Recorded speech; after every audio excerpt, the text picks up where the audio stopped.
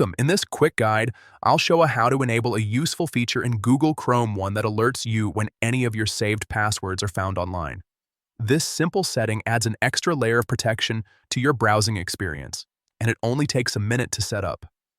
Let's get started. First, open Google Chrome on your device. Make sure you're signed in with your Google account so your saved passwords are synced properly. Once the browser is open, look to the top right corner and tap the three dots. This is the Chrome menu. From the menu, choose Settings. This is where you can manage everything from browsing data to privacy and security options.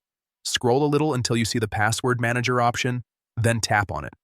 This section stores and manages all your saved passwords, and it's where we'll enable Chrome's password alerts.